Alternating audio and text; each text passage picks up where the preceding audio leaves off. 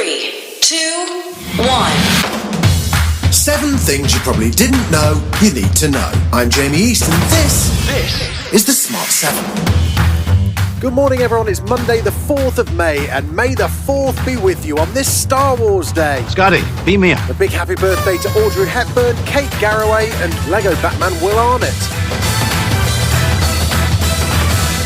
7. Boris Johnson will join world leaders in a virtual summit later today in the aim to secure more than £6 billion in funding to find a vaccine for COVID-19, calling it the most urgent shared endeavour of our lifetimes. And while the death toll creeps close to 250,000, figures show over 1 million people have now fully recovered.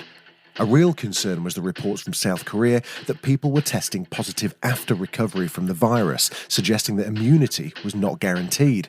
However, appearing on the Andrew Marr show yesterday, Dr. Maria Van Kerkhove of the World Health Organization cleared things up. What they're finding in some individuals, after they test negative, after a week or 2 or even longer, they're finding that they're testing positive again.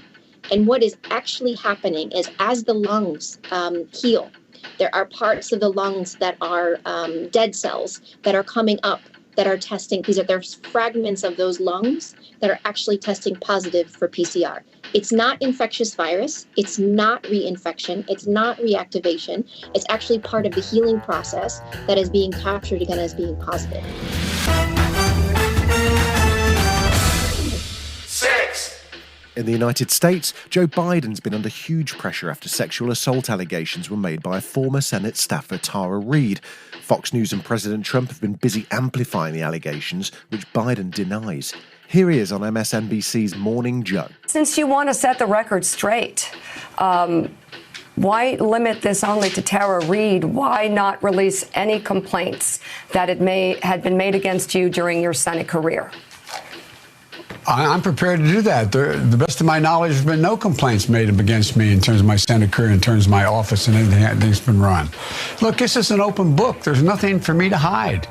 Nothing at all.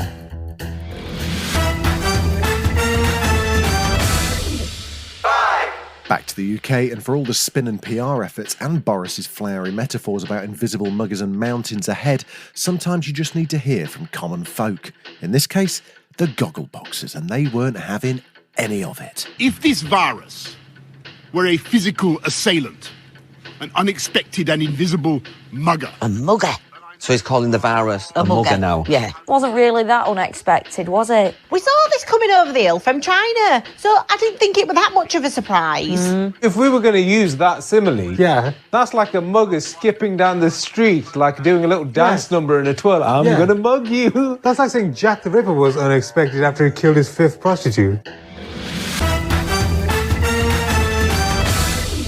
4. Turning to Florida, where a man dressed as the Grim Reaper has been startling beachgoers, reminding them that they're nowhere near done with coronavirus. Let me hand over to Faith Graham of ABC Florida, who's at the beach. The beaches are fully reopened for the first time in more than a month. And while some residents are happy, some are not. And one of those people is Walton County resident and Florida lawyer Daniel Ohlfelder. Today, he's going to be protesting the beaches being open, all while dressed as the Grim Reaper. And I'm actually joined by him now. I'm going to step out of the frame and hand him the mic so he can explain why he's here and why he is dressed the way that he is. Daniel? Thank you. Yeah, I'm here today to try to make a point that I think it's premature that we open our beaches. 3. Sport time, yes. Well, sort of. If I were to say Hafthor Bornson to you, what would you say? Would you say the Mountain? Well, apart from playing the Mountain on Game of Thrones, he's also a real-life professional weightlifter. And this weekend, he broke the world record for the deadlift.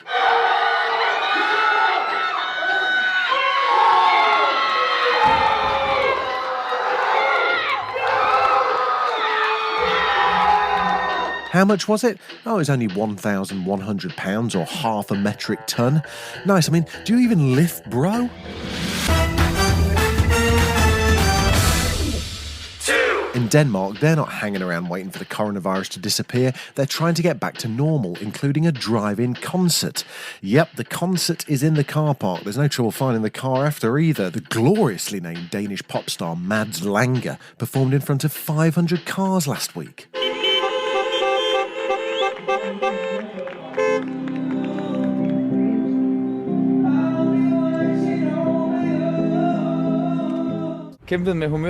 Obviously, yeah, it's great. I loved cars and performing, so performing for people in cars is great. Now, she's made an appearance before on the Smart 7, but you really can't beat a bit of Sophie Ellis-Bextor's Friday Night Discos. She's now added an after-party with a more mellow set list. Her kids weren't entirely cheered up, though. Is it cheering you up, Ray? Is it cheering you up, Jessie? No, I have to keep going then, I guess. It's cheering me up.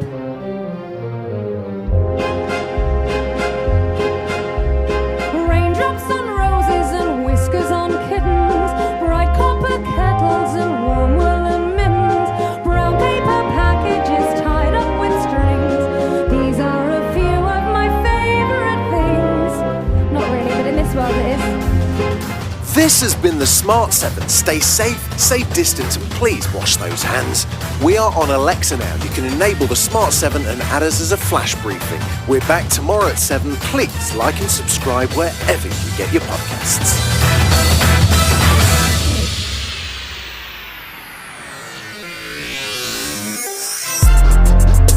If you're a fan of all things geeky, you're going to love Concessions, a brand new podcast by comedian Matt Hunton and myself, Beck Hill, where we interview your favourite cult heroes at Comic-Cons all across the world. We've got stars from Star Wars, Harry Potter, The Walking Dead and more. Make sure you tune in soon to Concessions.